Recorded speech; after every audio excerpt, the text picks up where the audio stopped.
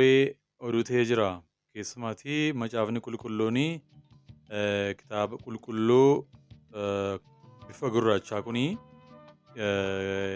keessumaatii kadhataa yaa abbaa keenyaa macaafa qulqulluu keessatti gooftaan keenya nu barsiise yaa abbaa keenyaa waaqarra kan jiraattu maqaan kee haa qulqullaa'u isa jedhu keessaa kutuudhaanii maxxansa keessatti mul'atee jira. Kunis immoo mata duree oduu ta'ee jira. Kana qofaa otoo hin taane maxxansi kitaabaa kunii gatii baay'ee gadi bu'aa ta'eenii iddoo hundumaattiyyuu naannoo magaalaa Finfinneetti, naannoo magaalaa Shaggaritti fi kutaawwan magaalaa garaagaraa keessatti gurguramaa akka jiru keessumaatii anis ija kootiin kanan argee kitaabni kunii maxxansi inni haaraa kunii qarshii 100 iddoo garaagaraatti gurguramaa jira. Raajii kan ofiin jettu Raajii Madaan Taaddisee akkaataa isheen uffannaan isheen gootee sooshaal miidiyaa irratti gadhiiste baay'ee mata duree dubbii ijoo ta'ee jira jechuudha. Kamiinsa Waaqayyoo duratti tajaajiltuun uffata boca qaama ishee mul'isu uffatti jechuudhaani sooshaal miidiyaa irratti gaaffii hedduu gaafatamaa turte jechuudha. Uffati isheen uffattes artiistii yookaan sirbituu Veeronikaa Adaanee wajjiniin kan wal fakkaatu qaama ishee guutummaatti kan mul'isudha jechuudha. Tajaajiltuun Raajii Madaan Taaddisee jedhamtu kuni yeroo ammaa kana biyya Afrikaa kibbaa waldaa humna aboo Kiristoos jedhamu keessa achitti waldaa abbantee tajaajilaa jirti jechuudha. Shaaloom qulqulloota shamaa akkam jirtu nagaaf jaalalli Waaqayyoo bakka jirtan hundumaatti isiniif haa baay'atu. An nagaa kooti galata Waaqayyoo isin akkam jirtu nagaa keessanii turtiin akkamiin jajjabaattu galata Waaqayyoo hundinuu nagaadhaa jiraannee irra geenyeerra araara Waaqayyootiin baga jiraattanii akkam jiruuf jireenyi gaariidha miti. Galanni Waaqayyoo gooftaa machaatiif haa ta'u. Egaan har'as kunoo viidiyoo reakshinii kan biraatiin deebinee dhufnee jirra. Viidiyoo darbee keessatti gaaffii macaafa qulqulluu tokko isin gaafannee turre. Innis macaafa qulqulluu keessatti boolla leencaatti darbatamee kan oolee lubbuun isaa kanaaf Waaqayyoo kan isa tiksee eenyudha jennee isin gaafannee turre. Danuun keessanis comment section irratti deebisaa argattaniittu deebiin isaas Daani'elidha. Raajicha Daani'el. Har'as gaaffii macaafa qulqulluu kan biraa tokko qabannee isiniif dhufnee jirra. Gaaffiin kunis akkas jedha. Macaafa qulqulluu keessatti ija hojii afuuraa jedhamuudhaan kan beekaman lakkoofsaan meeqadha? Gaaffii isaa irra deebi'a. Macaafa qulqulluu keessatti ija hojii afuuraa jedhamuudhaan kan beekamanii lakkoofsaan meeqa ta'u? Deebii isaa comment section irratti nuuf barreessuu hin dagatinaa. Egaan torbee kana keessaa mata duree haasa'uudhaanii baay'ee kana haasa'amaa ture keessaas tokko maxxansa macaafa qulqulluu gosa garaagaraa kan ta'e kan iskiriinii kanarratti argaa jirtanii mata duree oduu ta'ee jira. Keessumaatii macaafni qulqulluunii kitaaba qulqulluu bifa gurraachaa kunii keessumaatii kadhataa yaa abbaa keenyaa macaafa qulqulluu keessatti gooftaan keenya nu barsiise. Yaa abbaa keenyaa waaqarra kan jiraattu maqaan kee haa qulqullaa'u isa jedhu keessaa kutuudhaanii maxxansa keessatti mul'atee jira. Kunis immoo mata duree oduu ta'ee jira. Kana qofaa otoo hin taane maxxansi kitaabaa kunii gatii baay'ee gadi bu'aa ta'eenii iddoo hundumaattiyyuu naannoo magaalaa Finfinneetti, naannoo magaalaa Shaggaritti fi kutaawwan magaalaa garaagaraa keessatti gurguramaa akka jiru keessumaatii anis ija kootiin kanan argee kitaabni kunii maxxansi inni haaraa kunii qarshii 100 iddoo garaagaraatti gurguramaa jira. Kitaabni gatiin isaa garmalee gadi bu'ee gurguramaa jiruu fi dogoggorri guddaan keessatti argame kitaaba isa kanadha jechuudha. Dhiyootti kitaabawwan maxxanfamanii tokko isa kanadha, isa diimaa kana jechuudha, lamaffaan immoo isa kanadha. Kan biraanii macaafni kan biraan tokkos jira. Inni waldaan macaafa qulqulluu Oromoo kan maxxansee jechuudha. Inni completely barreeffama isa duraa yookaan immoo macaafa qulqulluu isa duraa irraatii garaagarummaa hin qabu. Dogoggorri jira jedhames keessa hin jiru jechuudha. Garuu asirratti gaaffii kitaabawwan mul'achaa jiran kana keessatti gaaffii guguddaan ka'aa jira. Keessumaatii inni kunis hiikaa kitaaba qulqulluu hiikaa ammayyaa jedha. Inni kunis kitaaba qulqulluu jedha jechuudha. Keessi isaa kitaaba qulqulluu hiikaa ammayyaa haaraa loqoda dhiyaa jedha. As keessatti egaa akkuma agartanii kadhata yaa abbaa keenyaa iddoo jedhu keessatti yaa abbaa keenyaa isa jedhu maqaan kee qulqullaa'u mootummaan kee haa dhufu isa jedhu keessaa kutuun isaanii beekamee jira jechuudha. Macaafichi kanadha. Qarshiin inni ittiin magaalaawwan garaagaraa keessatti gurguramaa jirus qarshii 100 jechuudha. Garuu kitaabni kun gurgurtaadhaafis miti kan inni maxxanfame kan hin gurguramne jedha irri isaa jechuudha. Kanaaf warri kan maxxansaa jiran akkasumas waldoonni warra wangeelaa kanneen akka makaana yesuusii kanneen akka guutuu wangeelaa kanneen akka waldaa qaaleewwot masarata kiristoosii fi waldoonni garaagaraa itti gaafatamummaa kanaa qabu callisanii ilaaluun isaanirra hin jiraatu jechuudha. Kanaafiyyuu hundumtuu kan irratti dhimmuu qaba. Ilaaluu qaba.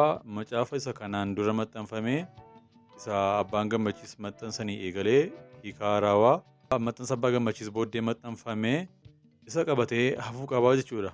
Akkasumas immoo dhiyootti kan maxxanfame waldaa macaafaa qulqulluu Oromootiin kan maxxanfame innis isa sana wajjin tokkodha waan ta'eef isa jabeeffatee qabaachuu qabaa jechuudha. Kanaan achi hiikaa haaraa jechuudha yookaan immoo maxxansa haaraa hiikaa ammayyaawaa isa haaraa jechuudhaani wanti fooyyeessu yookaan wanti gaarii godhu yookaan wanti waan haaraa fidu kamiyyuu hin jiru jechuudha. Kanaafiyyuu hundinuu gahee isaa baafachuu qabaan dhaamsa kooti. Immoo mata duree oduu ta'uudhaan kan beekamaa ture raajii kan ofiin jettu raajii Madaanit Taaddasee akkaataa isheen uffannaan isheen goote sooshaal miidiyaa irratti gadhiiste baay'ee mata duree dubbii ijoo ta'ee jira jechuudha. Akkamiinsa waaqayyoo duratti tajaajiltuun uffata boca qaama ishee mul'isu uffatti jechuudhaani sooshaal miidiyaa irratti gaaffii hedduu gaafatamaa turte jechuudha. Uffati isheen uffattes artiistii yookaan sirbituu Veeroonikaa Adaanee wajjiniin kan wal fakkaatu qaama ishee guutummaatti kan mul'isudha jechuudha. Tajaajiltuun raajii Madaanit Taaddasee jedhamtu kun yeroo ammaa kana biyya Afrikaa kibbaa waldaa humna aboo Kiristoos jedhamu keessa achitti waldaa bantee tajaajilaa jirti jechuudha. Raajiin kun Madaanit kan jedhamtu kun sanbata darbe uffata boca qaama ishee mul'isu uffachuun saba tajaajilaa turte. Akkuma suuraa irraa argaa jirtan kanaa yeroo baay'ee warri sirbitootaa yookaan addunyaa qalbii namootaa ittiin hawwachuudhaaf boca qaama isaanii ittiin agarsiisuudhaaf fayyadamu jechuudha. Kunoo amma immoo raajiin kun uffata kanaan saba tajaajilaa oolte jechuudha. Wanti nama ajaa'ibu garuu sabni yookaan namoonni tajaajilamaa turanii suuraa kana yookaan uffannaa ishee kana ilaalaa turan immoo qaama ishee kana ilaalaa turan immoo akkamitti tajaajila ishee hordofaa turan akkaataan isaa namaan galu jechuudha. Sabni amma jirus konfiuz nama godha jechuudha xinnoo ishee namaaf hin galu. So waldaan kiristaanaa yerootti naamusa dhaabaa jirti jechuudha. Kanarratti mee isin maal jettu? Yaada keessan comment section irra nuuf kaa'aa jechuun barbaada. Namni kan biraan sooshaal miidiyaa irratti garmalee haasa'amaa jiru keessaatii tokko magaalaa Buttaa jiraatti waldaan makaana yesuusii guutummaa guutuutti diigamtee jirti jechuudha. Waldaan kiristaanaa makaana yesuus Buttaa jira lafa kennameef seeraan ala hoogganaa reebuu qabeenya waldaan kan kun qabdu caccabsuu fi daree barnootaa daa'immanii barbadeessaniiru. Akka odeeffannoon nu qaqqabetti seeraan ala weerarame qabeenyi mana kiristaanaa qabeenya uummataati. Haleellaa seeraan alaa mana kiristaanaa irratti raawwatamuu ni mormina. Qaamni ilaallatu hatattamaan deebii barbaachisaa akka kennuuf ni gaafanna. Akkasumas waldaan warra wangeelaa makaana yesuus Itoophiyaa kan waajjirri giddu galeessaa dhimma kanaa seeraan hordofee miseensota isaatii fi akkasumas immoo mootummaa gaaffii gaafatee haala achi jiru hordofee uummataaf akka beeksisu yeroo darbe yaadatu yoo ta'e faarfattuu Altaayyech boqochuun ishee ni beekama. Isa dura garuu namni ani raajii ofiin jedhu tokko waa'ee ishee argeen ture. Faarfattuu beekamtuun tokko utuu isheen gara waaqayyoo deemtu utuu isheen addunyaa kanarraa boqottuun argee jedhee feesbuuk poostii isaa irratti gadhiisee ture. Ergi isheen duute booddees guyyaa 2 guyyaa 3 utuu hin taane nu yaadachiise sooshaal miidiyaa irratti namoonni baay'ee dinqisiifachaa turanii jechuudha. Egaan namni kun walitti fufiinsaanii namoota garaagaraatiif namoota bebbeekamoodhaa fi kanneen akka pirezidaantii mootummaa naannoo Oromiyaa obbo Shimallis, kan Jawaar Mahammad akkasumas immoo nama sooshaal miidiyaa irratti influensarii ta'e Dr. Naafiyaad waa'ee isaa irra deddeebiidhaanii raajiin argee mul'atan arge jechuudhaan dubbachaa jira jechuudha. Namni kun akkasumas waa'ee biyya Itoophiyaa, waa'ee waldaa kiristiyaanaa, waa'ee lola Itoophiyaa keessa jiru raajii arguudha yookaan abjuu arguudhaan dubbachaa jira jechuudha. Iddoo kana immoo Waaqayyoon kadhachaan ture waa'ee nama kanaa. Namni kun akka kanniisni ilkeen ishee keessaa baatee humna dhabeen argee jedha. Nama kamiin jedhaa? Jawaar Mahammadiin jedhaa jechuudha. Uffata miidhagaa gatiin isaa qaalii ta'e akkasumas kennaawwan adda addaa waan akka shaanxaa wayiitti qabatee galaana guddaa ce'uuf jedheetu iyyoo qarqara galaanaa bira taa'ee gamasitti ce'uuf yeroonni yaalii guddaa godhuun argee jedha. Gara gamaatti ce'uuf baay'ee fedhii guddaa qaba ture. Galaana gamaa sanaa namni Oromoon hundi jaallatu Haacaaluu Hundeessaatu dhaabbatee isa eegaa jira. Harka isaa ol kaasee akka nama fagoodhaa nama waamuu milikitaan isa waamaa jira Haceen. Jawaar immoo fagoodhaa isa argaa jiru. Jawaar immoo fagoodhaa isa argaa garuu itti adeemuuf yeroo jedhu galaana kana sodaatee yeroo inni booddeetti deebi'uun argee jedha. Mul'ata kanaa yeroo sadaffaa arguu kooti jedha namni kun.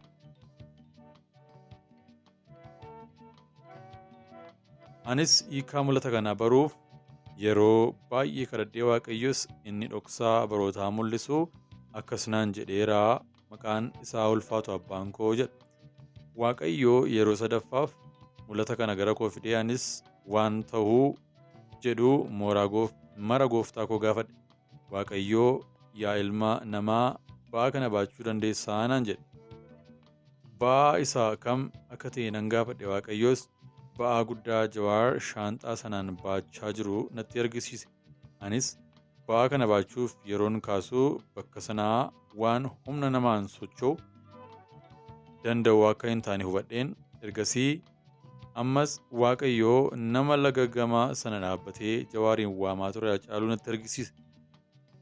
Yeroon shaanxaa kana baachuuf jedhu Haceen akkuma sila Jawaariin waamaa ture anaanis maqaa koodhaan nadhee fagoo sanaa na waamuu jalqabe. Anis baay'ee rifadhe. Yaa gooftaa waan ta'uuf jedhu maal turee jedheen gaafadhee jedha. Waaqayyos yaa ilma namaa waan ta'uuf jedhu kana turee jechuun dhoksaa isaa natti mul'ise. Dhoksaan shaanxaa kanaas kana ture. Shaanxaa sana baachuu dadhabeen yeroon turadhutti Jawaar lafa kaa'ee na waliin ol kaasuuf yaala garuu ol kaasuuf hin dandeenye. Dadhabbii dheeraa boodaa Jawaar baay'ee laafee abdiis kutatee argeenii ba'aa kana baachuus dadhabee xiqqoo akkuma sirarneen booda bokkaan cimaan dhiigaan makamee samii irraa roobee anis rifannaa guddaa keessa seeneen yeroo muraasa boodaa Hacaaluun galaana sana qaxxaamuree gara keenya dhufe. Akkuma nu bira gaheen uffata Jawaar uffataa jiru kiisii isaa keessaa furtuu tokko fuudhee shaanxaa sana banee waraqaa adii walakkaan isaa diimaa dhiiga dibamee tokko baase. Waraqaa kana irratti barreeffama dhugaa jedhu gurraachaan barreeffameen arge. Haceenis waraqaa kana shaanxaa sana keessaa baasee gara galaanaa sanaatti gatee yeroo kanatti Jawaar isa sila humna dhabee mogoleen isaa laafee ture akka leencaatti utaalee jedha. Waan ta'aa jiru hundumaas Waaqayyo dhoksaa isaa natti mul'isee Haceen ba'aa guddaa dhugaaf dhoksaa qabu Jawaariif kennee ture. Garuu Jawaar ba'aa kanaaf jecha akka kanniisni ilkeen isaa keessaa baatee ta'ee jira. Akka nama maraatus waan godhuuf waan hojjetu hanga wallaalutti ni ga'a. Kana booda akkuma akka daa'immanii yeroo inni ta'uu fa'aa jira. Akka wallaalaas yeroo inni ta'u ni dhufa. Namoota sammuu isaa keessatti dhufan saalfii tokko malee arrabsuutti ni jalqaba. Kana hundumaa booda garuu waan tokkotu ta'a. Jawaar akka duraa isaa humnaan ka'a. Dhageettii guddaas biyyootaaf saba isaa irraas ni argata. Waaqayyos simboof jabina isaa ni deebisaaf. Kun hundumtuu kan ta'u garuu erga dhugaa of keessatti dhoksee kaa'atee dubbatedha. Dhugaan Hacaaluu Jawaar bira jira. Dhiigni Hacaaluu garuu Jawaar bira miti kan jiru. Kanaaf dhugaa dhiiga Hacaaluu yoo baase namni kun ba'aa barootaatu isa irraatii ka'a. Ammas dhugaa ba'aa kanaatu akkas isa gochaa jira jedha. dubbachuuf dhiisuuf waan godhu hundumaa wallaalee jira. Adaraa keessan nama kanaaf kadhadhaa jechuudhaan Waaqayyo humna akka isaaf laatuuf dhugaa ba'aa itti ta'ee kan akka saaxiluu fi Waaqayyoon Jawaariif kadhadhaa jechuudhaan namni kun dubbatee jira. Egaan dhugaan warqee waaqaati jechuudhaan dubbisaa kanaa ni goolabaa jechuudha. Egaan namni kun Raajii Iddosaa jedhama. Feesbuukii isaa cheek gochuu dandeessu. Wantoota garaagaraa irratti raajaa ture jechuudha. Egaan Waaqayyo waan hundumaa beeka. Waaqayyo karaa tokko karaa lama dubbachuu danda'a jechuudhaaf jedhanii fadhaa galatoomaa yeroo gaarii qabaadha.